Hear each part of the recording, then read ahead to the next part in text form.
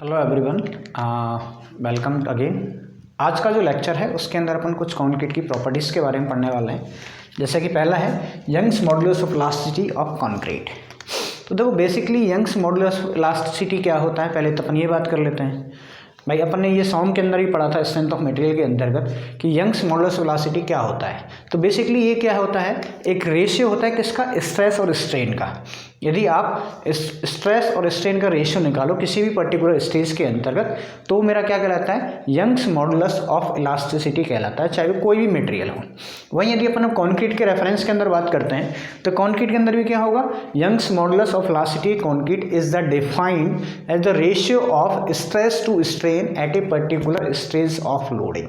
किसी भी स्टेज के अंतर्गत यदि आप स्ट्रेस और स्ट्रेन का रेशियो निकालोगे तो वो क्या कहलाएगा, मेरा यंग्स मॉडुलस ऑफ इलास्टिसिटी कहलाएगा। सिंपल है भाई, यहाँ तक तो कोई दिक्कत होनी नहीं चाहिए।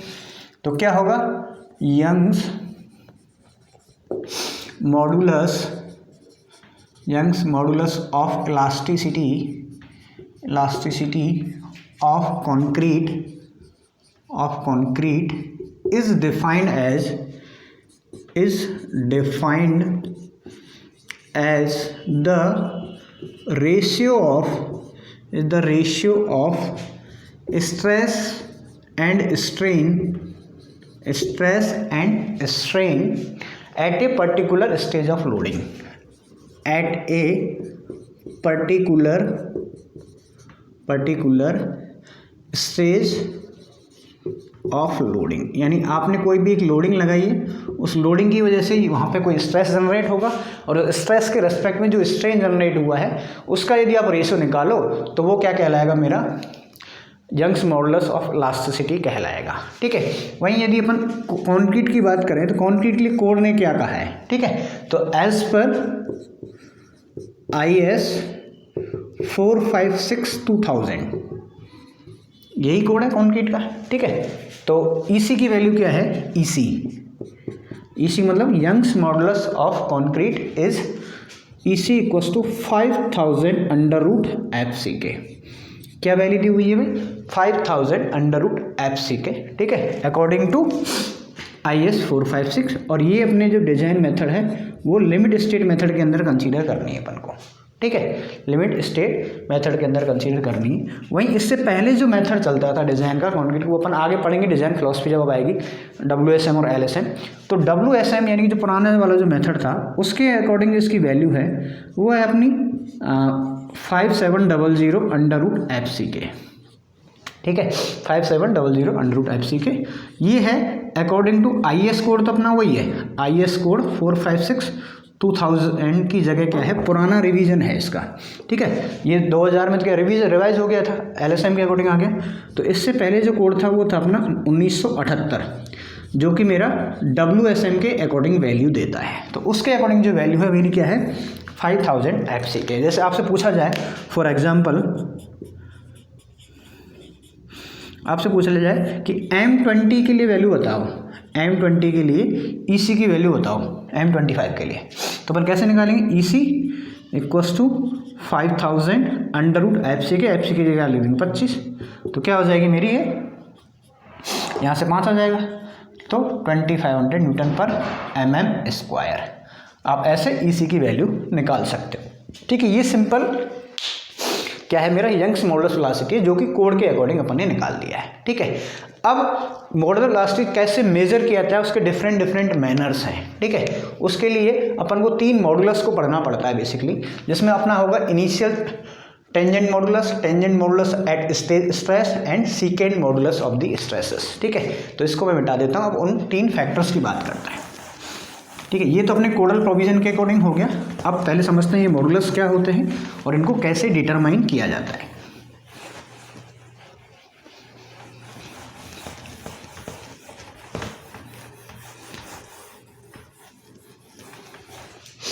इन मॉडुलस को कैसे डिटरमाइन किया जाएगा उसके बारे में भी अपन यहाँ पे पढ़ने वाले हैं। ठीक है, तो सबसे पहले है अपना कौन सा है भाई, इनिशियल टेंजेंट मॉडुलस। ठीक, first initial tangent modulus, initial tangent modulus. इसको कैसे डिफाइन करना है, यदि आप कैसे ड्रॉ करना चाहेंगे कि बेसिकली ये क्या है, it is the slope of stress strain curve at origin. Origin के ऊपर स्टार्टिंग के, इनिशियल मतलब क्या होता है, ऑरिजिन जहाँ से मैंने स्टार्ट किया, ये ऑरिजिन मान ली वो है, जहाँ से जैसे जैसे स्ट्रेस स्ट्रेन की वैल्यू मेरे को मिलने लगी, तो उस पॉइंट का जो स्लोप है वो मेरा क्या कहलाता है, ये कहलाता है मेरा इनिशियल टेंजेंट मॉडुलस। तो बेसिकली ये क्या है, ये इनिशियल स्लोप है, ठीक है। तो इट इज़ द स्लोप, यदि आपसे पूछे इनिशियल टेंजेंट मॉडुलस क्या होता है, तो it is the slope of, it is the slope of stress strain curve, stress strain curve at origin, at origin, जहाँ से मेरा क्या हो रहा है, कर्व स्टार्ट हो रहा है, उसी पॉइंट के ऊपर जो कर्व है वो मेरा क्या कहलाता है भाई, इनिशियल टेंजेंट मॉडुलस कहलाता है, ठीक है। या फिर इसको अपन डायनेमिक मॉडुलस ऑफ इलास्टिसिटी और कह देते हैं, ठीक है। It is also term as, it is also termed as, it is also termed as modulus of elasticity, modulus of elasticity, modulus of elasticity at origin, at origin, या तो आप इसको ए बोल सकते हो modulus of elasticity at origin, या फिर और डायनेमिक मॉडुलस ऑफ इलास्टिसिटी भी बोल सकते हो, मॉडुलस ऑफ इलास्टिसिटी भी बोल सकते हो, ठीक है। ये तो मेरा क्या हो गया, इनिशियल टेंजेंट मॉडुलस हो गया।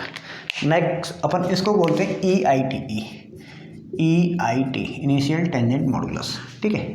नेक्स्ट जो अपना आता है वो आता है सीकेंड मॉडुलस, ठीक है, सीकेंड modulus of elasticity, सीकेंड modulus of elasticity, सीकेंड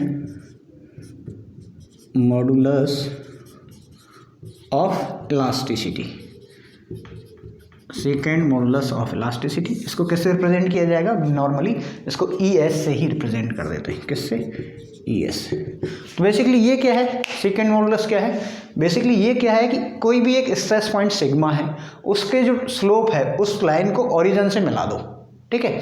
तो it is the slope of line joining any point of the consideration on stress strain curve and origin. इन कोई भी पॉइंट हो जिस पे आपको स्ट्रेस कंसीडर करना है, उस पॉइंट को क्या करो, ऑरिजिन से मिला दो। तो ये जिस पॉइंट पे जो स्लोप रहेगा वो मेरा क्या कहलाएगा, सीकेंड मॉडुलस ऑफ इलास्टिसिटी कहलाएगा। सिंपल है, ठीक है। तो it is the slope, it is the slope, it is the slope of joining, slope of joining, it is the slope of joining any point of consideration, any point of consideration, any point of consideration on stress strain curve to, किससे मिलाना है भाई, origin से, ठीक है, curve and origin, यानी जो भी पॉइंट कंसीडरेशन में था उस स्ट्रेन स्ट्रेन कर्व का, उसको और ऑरिजिन को आप मिला दोगे, उसका जो कर्व का जो स्लोप रहेगा वो मेरा क्या कहलाएगा, सीकेंड मॉडुलस ऑफ इलास्टिसिटी कहलाएगा, ठीक है। Next last one is tangent modulus of elasticity, tangent modulus of elasticity, tangent modulus of elasticity, इसको अपन रिप्रेजेंट करते हैं ET से, किससे भाई, ET से। तो ये क्या है, बेसिकली ये भी क्या है, जो भी पॉइंट कंसीडरेशन का है उस पॉइंट के ऊपर आप क्या डाल दो, एक टेंजेंट डाल दो, ठीक है। तो it is the slope of tangent drawn at any point of consideration और point of loading on the curve, जिस भी पॉइंट पे करना है, ठीक है। इसकी वैल्यू क्या है, इंस्टेंटेनियस होते हैं, जिस भी पॉइंट पे उसी पर तुरंत आप टेंजेंट डाल दो और वो मेरा क्या कहलाएगा भाई, टेंजेंट मॉडुलस ऑफ इलास्टिसिटी कहलाएगा, ठीक है। क्लियर हो गया। चलो अब बात करते हैं अपन इसकी डेफिनेशन के ऊपर, टेंजेंट मॉडुलस की, ठीक है। तो क्या लिखेंगे, it is the slope of it is the slope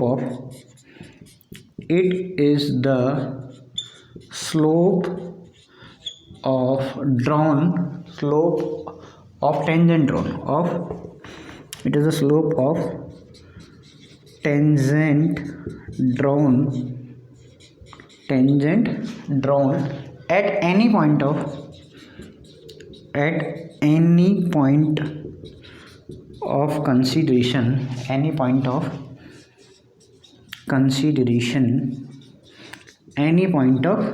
consideration or point of loading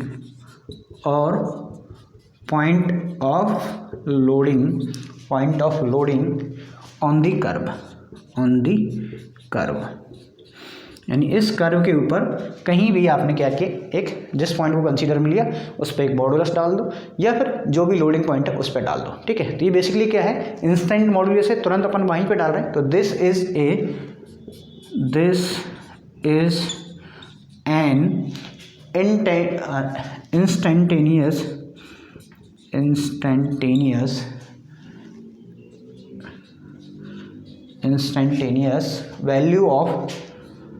instantaneous value of modulus of elasticity।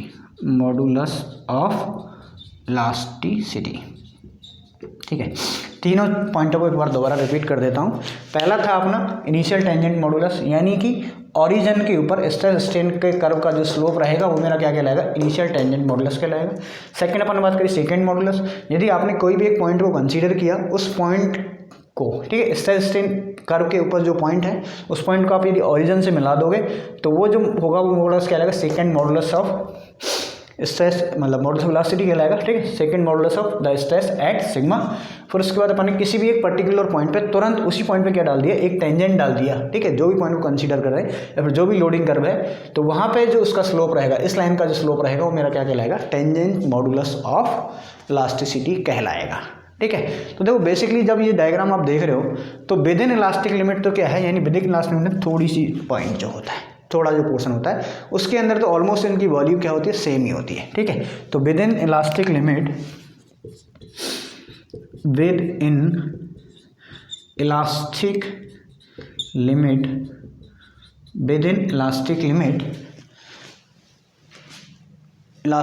या फिर कैसे elastic zone, all the three modulus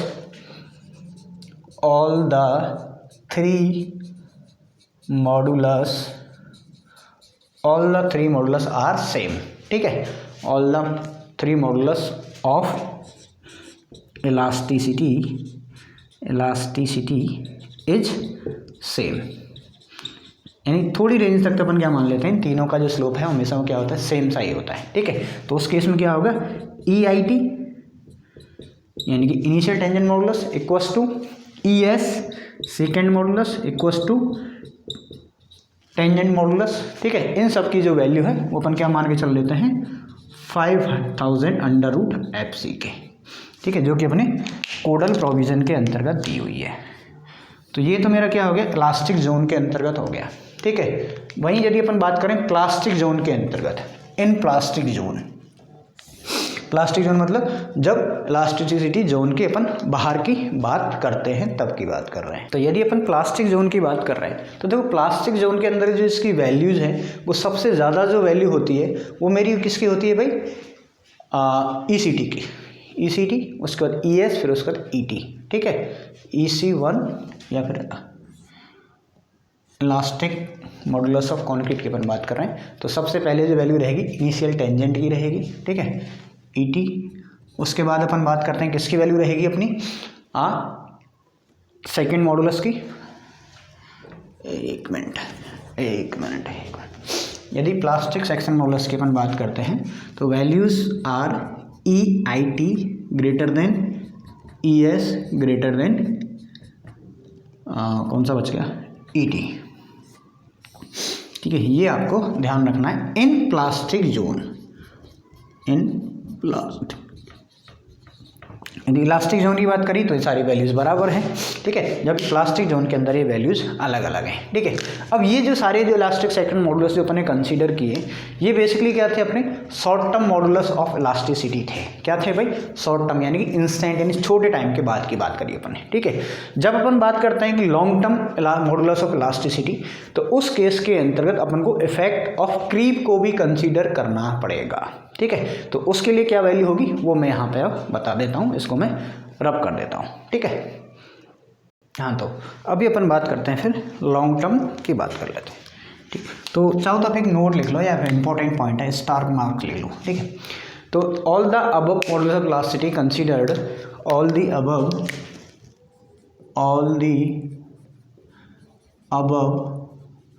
modulus, all the above modulus of elasticity considered as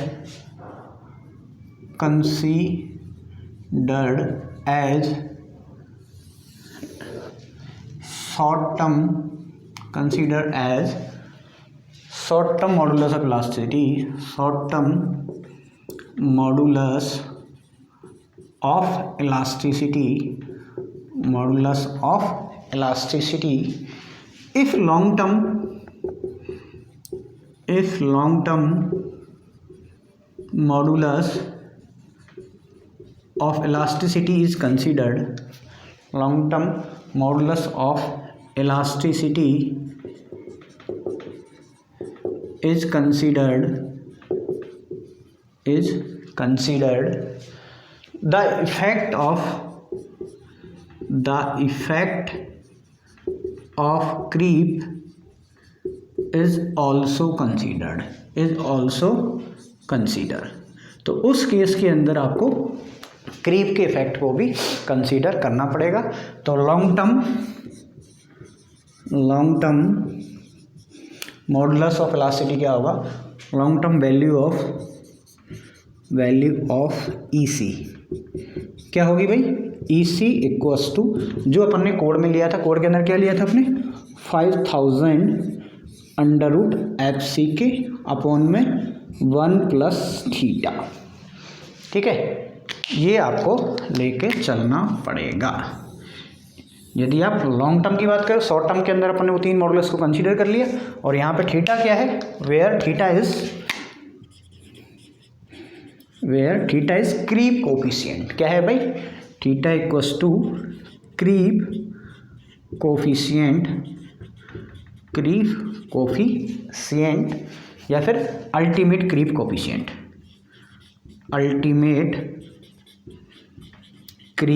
coefficient, कुछ भी कह सकते हो, या तो आप क्रीप कोफिशिएंट बोल दो या फिर अल्टीमेट क्रीप कोफिशिएंट बोल सकते हैं।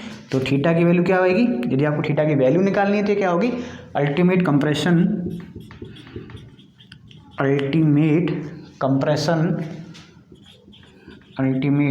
कंप्रेशन अपॉन में स्ट्रेन, ठीक है। स्ट्रेन कौन सी? Elastic strain, that is theta, ठीक है। बेसिकली देखो थीटा की जो वैल्यू है, ठीक है, ये थीटा की जो वैल्यू है बेसिकली टाइम डिपेंडेंट है। क्या है? ये कास्टिंग के टाइम के बाद में कंक्रीट पे आपने कितने टाइम बाद लोड लगाया, उसके अकॉर्डिंग इसकी वैल्यू चेंज होती रहती है, ठीक है। तो यदि आपने जल्दी लोडिंग लगा दी तो उस केस में इसकी वैल्यू ज़्यादा होती है, धीरे धीरे लगाएंगे तो कम वैल्यू होती है। ये वैल्यू भी आपको अक्सर एग्जाम के अंदर पूछ ली जाती है। तो मैं एक छोटी सी टेबल बना देता हूँ, टाइम आफ्टर कास्टिंग लोडिंग अपने कद कितनी टाइम बाद अलाउ करी, व्हेन कॉन्क्रीट लोडेड। ये वह टाइम है जो कॉन्क्रीट को कास्ट करने के बाद कितने टाइम बाद आपने लोडिंग कर दी है, ठीक है। और इधर मैं लिख लेता हूँ वैल्यू ऑफ क्रीप